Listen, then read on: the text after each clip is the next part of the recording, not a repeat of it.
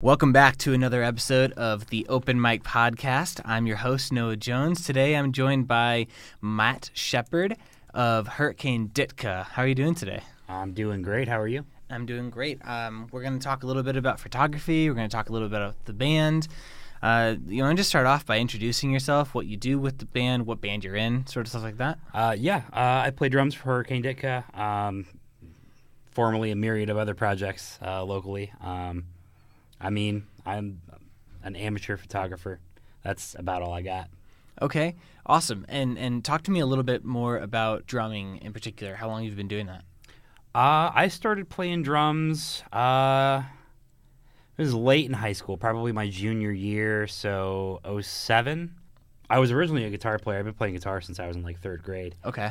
But a good friend of mine couldn't find anybody to play like Primus covers with him because nobody around here wants to play that stuff. So I was like, okay, I'll learn to play. So I learned to play on a desk, tapping around with my fingers and going out to local jam nights and stuff. Super cool. In Mansfield? Yep. Okay, cool. And was there a musician or a song in particular that really made you want to be a musician in the first place when you took up guitar? When I took up guitar, it was Metallica's Master of Puppets album, the whole album. It was fantastic. Yeah. In particular, of course, the title track. And then The Thing That Should Not Be was absolutely a huge influence on me, like starting up. Cool. And so we've had members of your band on here before. Marshall Elgin, the front man, lead singer. Yep. He's been on the show when we were doing the 419 rendition stuff. Talk to me a little bit about what goes into the band in terms of rehearsals and all that stuff. Most of the material, like all the songwriting, is all Marshall. Basically, it's Marshall starts with ideas, gets songs fleshed out, and then brings things into the practice space. And then we all kind of have our own input as to what parts are going into it. A lot of times, like the overall arrangement of songs kind of changes a little bit as the band gets into it. But yeah, I mean, we all have a pretty good influence on what's going on, but all the songwriting definitely is Marshall. Cool. And you guys recently came out with your first album as a band.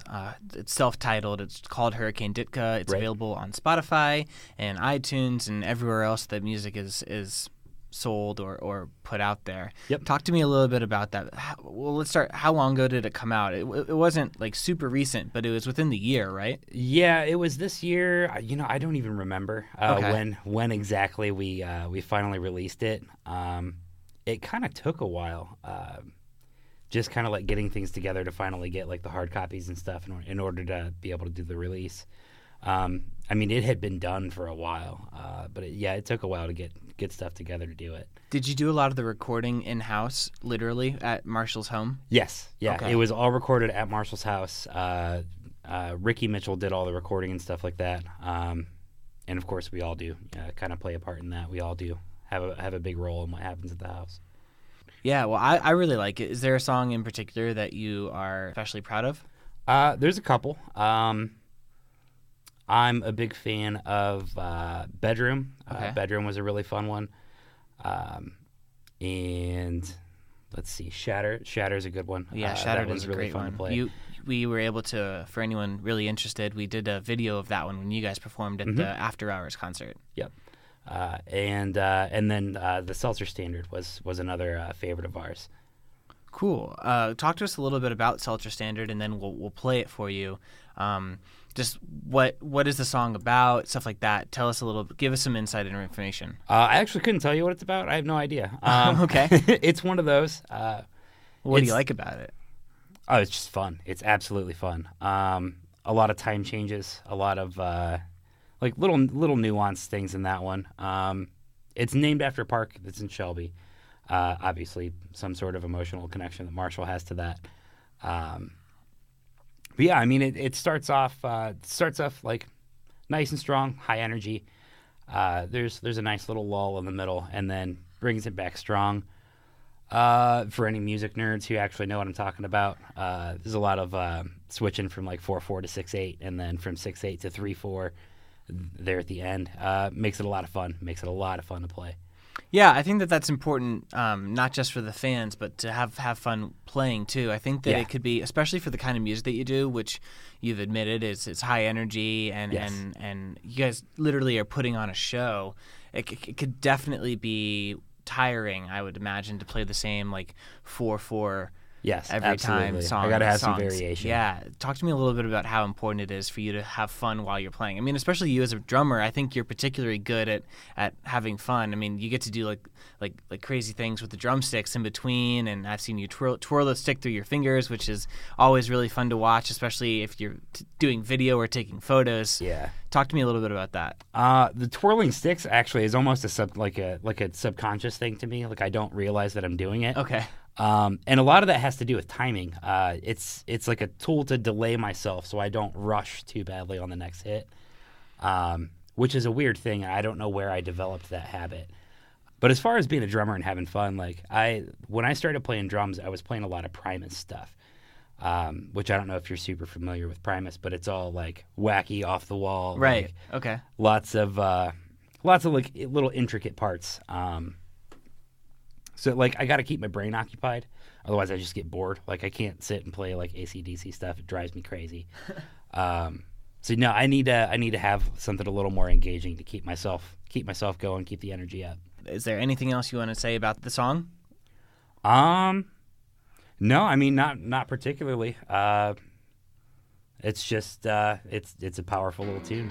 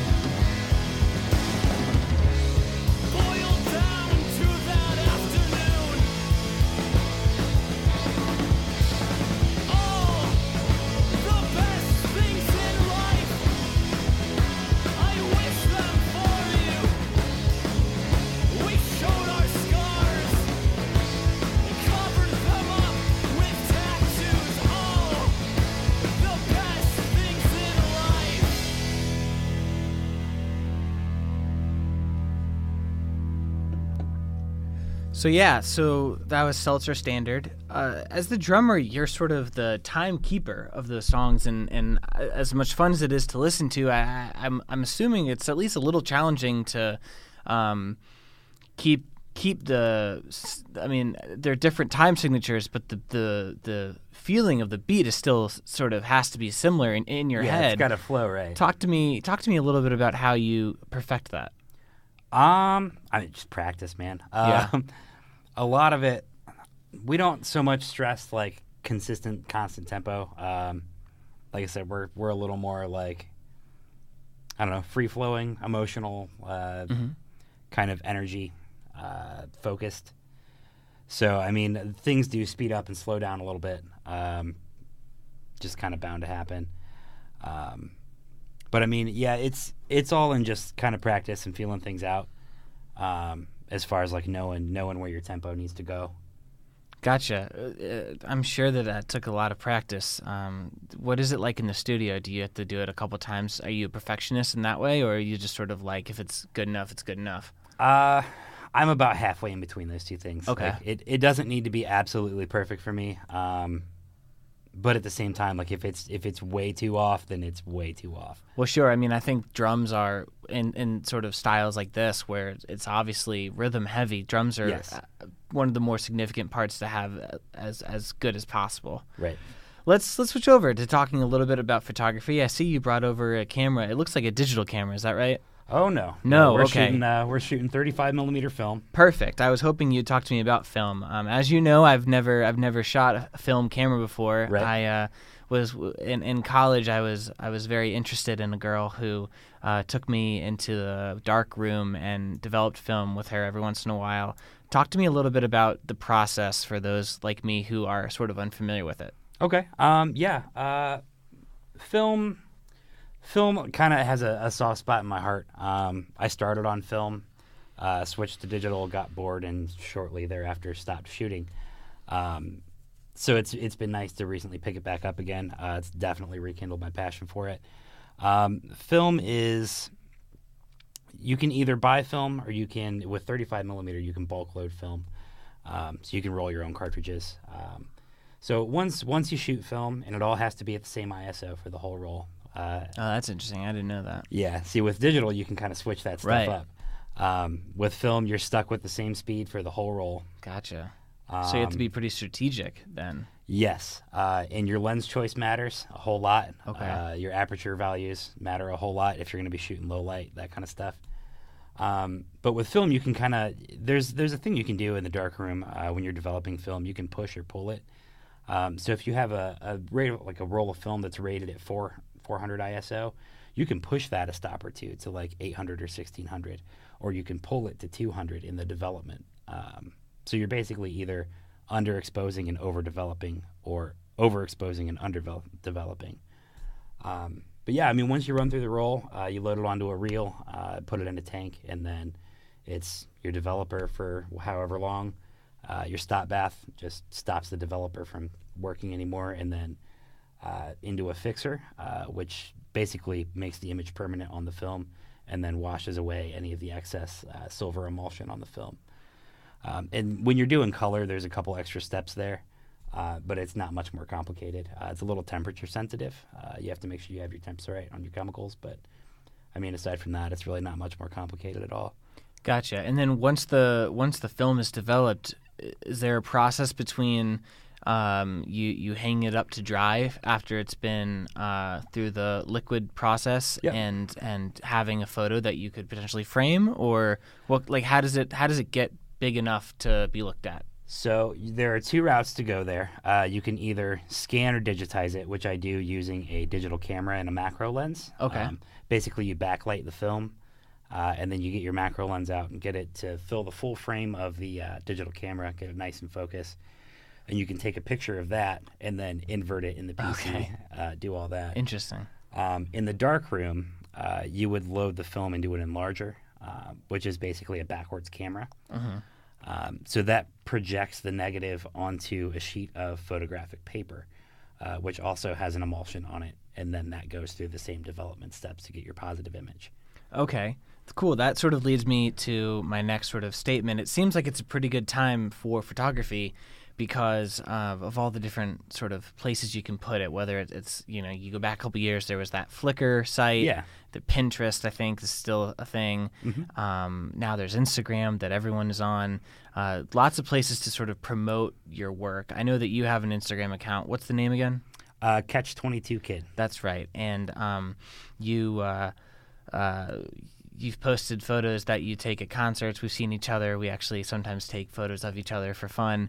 And but I just what do you think about the fact that there's a lot of Instagram is cool for multiple reasons. And I was actually talking with the Cleveland scene photographer Cowtown Chad on my podcast about this. It seems like there are a lot of people who take photos and put on Instagram using their cell phones, but then there are also people who are, whether it's through digital or film photography, taking photos and putting it up there. And how do you feel about people sort of using cell phone cameras to take their photos? I don't think it matters what kind of camera you use. Granted, I prefer a nice film camera. I think you're going to get better camera. looking, more in-depth photos using higher quality, but you got to use what you gotta for the use, most right? part. But there's a phrase that goes around the photography community. It's the best camera is the one that's with you. So if you're not going to carry a giant camera, then your cell phone's fine. Cell phone pictures have made the cover of Time. Right. So it's a perfectly capable tool. You just have to know how to use it. Yeah. And if you don't have that skill, then no camera is going to do you right. It doesn't matter what it is. For sure. Is there anything that I didn't ask you about the camera stuff? I know that you were pretty excited to come on and talk about it. I don't know. What do you want to know, man? Well, I don't really know enough about cameras in general to ask you good enough questions, so I'm really sorry. But I guess so. You prefer a film camera over digital cameras? I do. I do still shoot some digital here and there. I have a Nikon D90, which I don't use too much. But then I have a Sony A6000. It's a mirrorless system. I don't own any Sony lenses. Basically, what I do is I run a lens adapter so that I can run all my my old film camera glass on it. Okay. Which is pretty nice. It's manual focus, which I'm used to at this point, so no big deal. But it's kind of nice because it allows me to bring, because I have a giant collection of film stuff, but allows me to bring a lot of that gear into the digital world and be able to utilize it in that way. Especially with digital, unfortunately, being the industry standard now for most things. Yeah, I hear that. Definitely, I'm a fan of digital because I can take 100 photos and there's only 5 that are publishable. Right. So at least there's not a whole lot of film being wasted on my end. Yeah. Another big thing with the film versus digital argument, though, if you look at the first digital cameras that started coming out, they were adapted film cameras. It was basically Kodak making a digital back for a film SLR. And this was only about 30 years ago, and none of those images exist anymore. None of them. They're gone. Because they dissolved, or they just got deleted, or why? It's kind of a thing with the stability of digital files. If you take, say, a floppy disk, can your computer read a floppy disk? It cannot. No, it can't. A lot of computers don't have CD drives anymore, so right. A lot of those negatives we can't, or those pictures we can't get into. And I don't know. There's a thought that we're living in some sort of digital dark age. There are pictures of my family that have been around for 100 years. 100, that's a long time. Yeah. Whereas I don't think I have any files from 10 years ago. Yeah, I had a whole bunch on my MacBook Pro, but it crashed, so I had to buy another one, and now I no longer have those files. Yeah. I also no longer have all of the iTunes music videos I downloaded in the 90s, so it's doubly sad. Yeah. So I think there's something to be said for physical media, negatives. Yeah, no, I agree. I'm a big fan of, holding a newspaper, and even Richland Source is an online-only place just because it's really expensive and not a whole lot of people buy printed papers anymore. Yeah. So, I think it financially makes sense, but that doesn't mean I don't miss holding a paper in the morning. But yeah, I mean, I agree. I liked your phrase "digital dark age." I think that's a really great song idea. Yeah, but I mean, I don't know. It's weird to think about, like, what of our history is going to be left in 100 years? Like, what are people going to know about us? Because if they don't have access to our Google Drives, what are they going to know? Yeah, no, I think you're absolutely right. And it's the same reason, like, I have a smartphone, but I also carry a notebook. Like, it's physical media. It's something tangible. Sure. And if you look at the history of mankind, like, that's where we get information from. Right. You have to be able to get into it to learn anything about it. Mm-hmm. And I mean, I don't know. I don't know how much digital media is going to be around in 100 years. Like, who knows? Yeah. How much of this is going to get preserved? Yeah, it's a terrifying thought, I think, as someone who creates content solely for the digital world. Yeah, absolutely. And another issue with it too is, like, nobody prints their work anymore. Like, you see wedding photographers, like, all their work's online. Yeah. All their work's on Instagram, Flickr, their websites, and, like, people don't make wedding albums anymore. A lot of wedding photographers now are what are called shoot and burn photographers. Like, shoot the wedding, burn it all to a DVD, give it to the couple. Maybe they'll print it. Maybe. Right. Yeah. No, those are all things that I had never really thought about. But yeah, there's a longevity thing there. Yeah. If we could go back to talking about Hurricane Ditka, talk to me a little bit about the name Hurricane Ditka. It's obviously a reference to Mike Ditka in some way, right? Right. Hurricane Ditka is a reference to the, Bill Swirsky Superfan skit on SNL, which is, the guys talking about Da Bears, all of that famous stuff. So that's where the name Hurricane Ditka came from. Okay. And I guess he says Hurricane Ditka at some point? Yeah, I believe it was... I think that may have been before my time. Like a who would win, Mike Ditka versus a hurricane, but the hurricane's name is Hurricane Ditka. I see. Okay, gotcha. So, yeah, that's the reference there. Okay, so you all big SNL fans then? Yeah, absolutely. Gotcha. Okay, great. They've been doing a lot of pretty wild stuff this season. I made me watch Donald Trump is still president, so yes, very true. Although my favorite ones are the ones where they're making fun of Fox News because Fox News is a joke. Yeah, I don't know their names. I don't know the names of the actress on SNL or the character or the anchors that they're making fun of. But the one that I loved especially was when Pete Davidson was making fun of the Barstool guy who was making fun of the vapor, because I think that, like, I realize that there are a lot of people listening to this podcast who do vaping, so I'm trying my best to stay in the positive. But I think that there are sort of the bros who vape, which are just ridiculous individuals. Yes. And I thought that Pete Davidson his character on that whatever you want to call it, that scene or skit was so funny and fairly accurate, because I actually watched the real version of it, and it could have been on SNL itself. Yeah, no, I mean, all three of us are vapors, but right. You just have to not be a dick about it. Yeah. Like, just don't be a dick, and it's fine. And I think don't that's good life advice. Don't be a dick, absolutely. and you'll be okay. Absolutely. So what's the future plans for Hurricane Ditka? Future plans? For one, get out of town. Like leave or just go on tour? No, like play out of town. Okay. We have done a ton of Mansfield, and I love Mansfield. I love the music scene the way it is now, but like it's time to kind of venture out a little bit. Well, yeah, I mean, I think that's important, especially if you're trying to sort of make a go at making this a real thing. You've got to play out more than just the 40,000 people in Richland County or in Mansfield to listen to you. Yeah. I know that there are several bands around town that I see who, like Brady Jacquin, who's in my band, has a separate band, the Brady Jacquin Band. They were actually on the podcast not too long ago. Right. But he has a gig at Shrunken Head coming up. I mean, I think it's important to play in Columbus and in Cleveland and absolutely. Dayton, Cincinnati, or even in other states, just to get your name out there. Yep. So I think that's cool. Do you guys have any locations in mind at the moment? Like not necessarily the venue, but cities? We just played Scully's in Columbus. Okay. I'm looking into getting into Annabelle's in Akron, Buzzbin in Canton. Just a couple of places out that way. I know because I used to live out there. Now, you all three of you guys have day jobs, correct? Yes.